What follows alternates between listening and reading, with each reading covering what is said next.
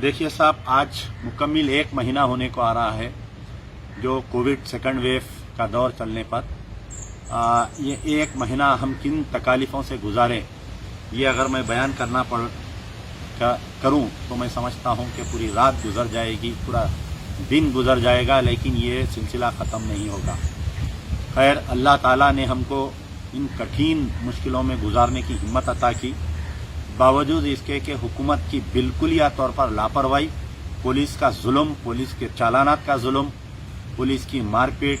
कल का तो वाक़या ऐसा था कि मैं समझता हूं कि तेलंगाना पुलिस के लिए शर्मनाक वाक़या था कि आया चीफ मिनिस्टर कौन है, क्या हमारे केसीआर साहब चीफ मिनिस्टर हैं तेलंगाना के, या director general of police M Mahender Reddy साहब हैं।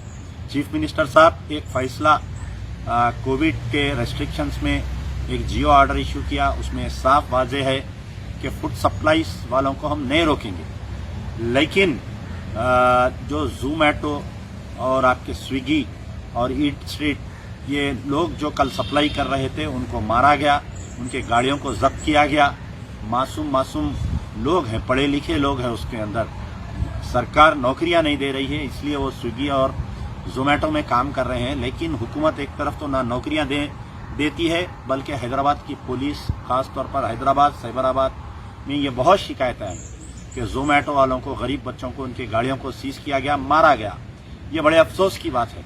तो मैं फिर सवाल कर रहा हूं कि जो गवर्नमेंट का जियो इशू किया गया था चीफ मिनिस्टर केसीआर के मुताबिक, उसमें 8 नंबर पे ये वाजे है कि ज़ोमैटो, ये फूड सप्लाईज को हम नहीं रोकेंगे, मेडिकल सप्लाई, फूड सप्लाई और कंस्ट्रक्शन मटेरियल को हम नहीं रोकेंगे। दूसरी जानिब जो है कि हैदराबाद हमारे डायरेक्टर जनरल ऑफ पुलिस अपने मातहत कमिश्नरेट्स में इसको कहते हैं कि इनको रोक दिया जाए। तो आखिर हम चीफ मिनिस्टर के फैसले को माने या डायरेक्टर जनरल ऑफ पुलिस के फैसले को माने? यहाँ पर एक कन्फ्रंटेशन है। तो मुझे तो शक आ रहा है कि कहीं ये पुलिस जो है मौके का फायदा उठाकर हमारे चीफ मिनिस्टर केसीआर साहब को बदनाम करने के लिए, टीआरएस पार्टी को बदनाम करने के लिए, ऐसे नाजुक लम्हे पर कहीं चालानात के जरिए अवाम को परेशान कर रही है। कल तो जुल्म की इंतहा ये हो गई कि कई डॉक्टर्स को, आज मैं अभी हमारे एनआरआई फोरम शिकागो से एक कॉन्फ्रेंस चल रही थी फेसबुक पे, उसमें कमिश्नर ऑफ पुलिस भी आए थे और कई लोग थे, वो मैं देख रहा था। तो कई डॉक्टर्स आकर कह रहे थे कि मोर देन 120 डॉक्टर्स को कल हैदराबाद साइबराबाद में रोक दिया गया। उनके पास डॉक्टर्स का आइडेंटिटी सर्टिफिकेट, डॉक्टर्स की गाड़ियों पे सिंबल देखने के बावजूद 2-2 घंटे उनको रोक दिया गया। किडनी ट्रांसप्लांट एक मशहूर डॉक्टर को रोक दिया गया। तो हैदराबाद की पुलिस का और साइबराबाद की पुलिस का कल का रवैया बड़ा अच्छा समझने नहीं आ रहा था। तो मैं फिर वही सवाल करूंगा, क्या चीफ मिनिस्टर केसीआर को बदनाम करने के लिए, क्या टीआरएस पार्टी को बदनाम करने के लिए महेंदर रेड्डी साहब ये जहन बना लिए हैं कि ऐसे नाजुक वक्त पर, अंजनी कुमार यादव साहब ऐसा जहन बना लिए हैं कि ऐसे नाजुक वक्त पर हम जो है पब्लिक को हरासमेंट करेंगे ताकि हुकूमत में, टीआरएस पार्टी में, सीएम में और आवाम में नफरत पैदा हो सके। तो इसकी तहकीकात होनी चाहिए। चीफ सेक्रेटरी तेलंगाना से मैं रिक्वेस्ट करता हूं कि इसके ऊपर एक हाई लेवल इंक्वायरी बिठाइए। कल जो वाकया पेश आया, डॉक्टर्स को रोका गया, डॉक्टर्स के गाड़ियों को सीज किया गया, स्विगी वालों को मारा गया, उनके गाड़ियों को सीज किया गया। अब रही बात दूसरी चीज, आज की अहम जो बात है कि कल तक हम ये परेशान थे कि हमारे पास सिलेंडर्स नहीं है, हम ये परेशान थे कि हमारे पास गवर्नमेंट हॉस्पिटल्स में बेड्स नहीं है, हमारे पास रेमीफायर इंजेक्शन नहीं है। लेकिन ये 1 महीने के अरसे में हमने कहीं ना कहीं ब्लैक मार्केट में कहीं सिलेंडर 1000 रुपए का सिलेंडर हमने 25,000 रुपए में खरीद कर हमने गुजार लिया। हुकूमत की लापरवाही जारी रही। कुछ खैर हजरात तंजीमें आगे आए, किसी ने राशन बांटा, किसी ने सिलेंडर बांटा। ये 1 महीना हो गया आज मुसलसिल। अब सबसे बड़ा मसला हम जो फेस कर रहे हैं यह है ब्लैक फंगस का।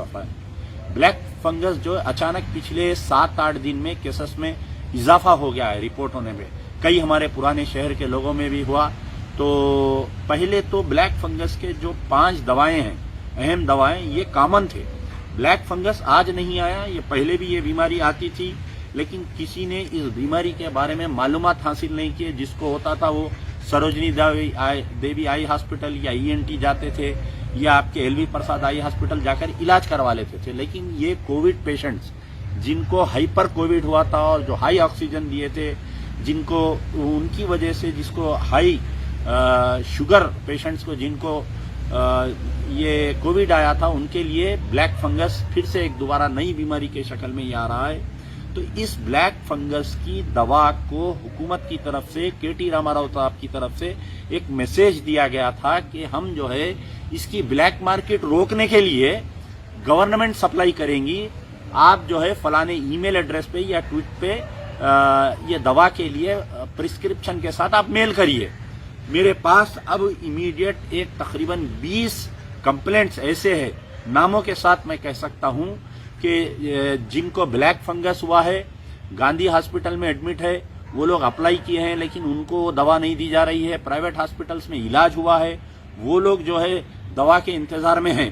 तो मुझे याद आया कि आज से कुछ दिन पहले जब कोविड-19 स्टार्ट हुआ था, स्टार्टिंग फर्स्ट फेज में, ऐसी ही अहमखाना बेवकूफी का फैसला किया गया था चीफ मिनिस्टर केसीआर साहब की तरफ से और गवर्नमेंट की तरफ से कि सिर्फ गवर्नमेंट हॉस्पिटल में इलाज होगा, कोई प्राइवेट हॉस्पिटल को इजाजत नहीं है कोविड पेशेंट को इलाज करने की, सिर्फ गांधी हॉस्पिटल में इलाज होगा। उसकी तरफ से कई पेशेंट्स मर गए, कई जो डायलिसिस पेशेंट्स थे वो लोग मर गए डायलिसिस टाइम पे नहीं होने की तरफ से।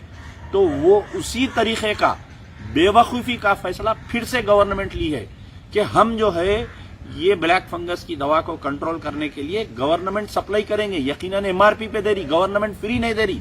अगर कहीं प्राइवेट हॉस्पिटल में किसी को ब्लैक फंगस का इलाज कराया गया है तो उनको जो है फ्री में नहीं दिया जा रहा है, गवर्नमेंट एमआरपी पे दे रही है।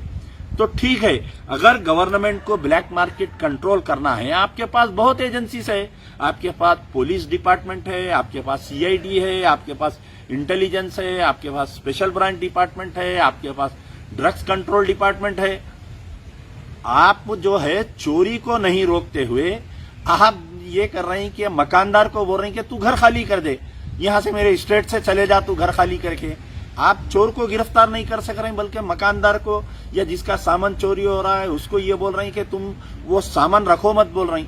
तो मेरा मुतालिबा है कि ब्लैक फंगस की तरफ से जो हुकूमत, जो तेलंगाना में लोग परेशान हैं, जिनको ये दवाएं नहीं दी जा रही है, मेरे पास 2-3 ऐसे मिसाल है, आप देखें तो परेशान होना। एक सैयद असदुल्ला साहब जो मिस्रीगंज के रहने वाले हैं, जिनका मेडिकोर हॉस्पिटल में ऑपरेशन हुआ है और ईद से एक दिन पहले उन्होंने डिस्चार्ज होकर आए, उनको 20 इंजेक्शन लेने का था उनको, लेकिन 10 इंजेक्शन ऑलरेडी ले लिए।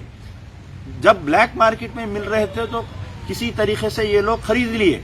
अब जो है गवर्नमेंट पाबंदी लगाने की तरफ से आज तकरीबन 3 दिन से ये लोग 1 हफ्ते से मेल कर रहे हैं। 3 दिन से मैं खुद केटीआर को ट्वीट कर रहा हूं, आप लोग देख सकते हैं, पर्सनल मैसेज भेज रहा हूं, ट्वीट कर रहा हूं। उनके 5 पीए, पीएस, एडिशनल पीए, फलाना सबको मैं मैसेज कर रहा हूं, चीफ सेक्रेटरी को मैसेज कर रहा हूं, okay yes we will supply, सिर्फ इतनी बात आ रही है। लेकिन 3 दिन से वो ब्लैक फंगस की दवा नहीं दी जा रही है।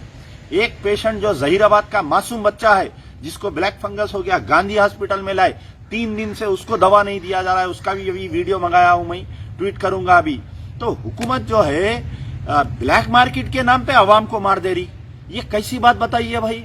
आपसे अगर नहीं हो सकता ब्लैक मार्केट कंट्रोल करना तो छोड़ दीजिए, जान दीजिए। अवाम खरीद लेती, अवाम भीख मांग ले रही, खरीद ले रही। आप जो है रेमीफायर इंजेक्शन सप्लाई नहीं कर सके, हम ब्लैक में लिए। आप ऑक्सीजन नहीं दे सके, हम ब्लैक में ऑक्सीजन लिए। आप बेड नहीं दे सके, हम जाके अपने आप को गिरवी रख के, रहन रख के, भीख मांग के, सूदखोरों के जुल्म से हम प्राइवेट हॉस्पिटल में इलाज करवा लिए। तो ये क्या चल रहा समझ में नहीं आ रहा, कौन एडवाइस कर रहा है गवर्नमेंट को समझ में नहीं आ रहा। केटीआर साहब से मेरी गुजारिश है कि आप जो है ये जो ब्लैक फंगस को सीरियस लीजिए, इनकी तमाम ब्लैक फंगस की दवाओं को आम करिए। आप गवर्नमेंट का स्टोर डालिए, गवर्नमेंट गांधी हॉस्पिटल में आपका स्टोर है, बोलिए कि सिर्फ गांधी हॉस्पिटल में इसकी दवा दी जाएंगी, उस्मानिया में दीजिए। आप वो नहीं करके आप अचानक पूरा बैन लगा दिए, बैन लगा के बोल रहे मेल करो हम देते। 8-8 दिन आप मेल का जवाब नहीं दे रही, आप व्हाट्सएप का जवाब नहीं दे रही, आप जो है ट्विटर का जवाब नहीं दे रही। ये कैसी बात बताइए आप।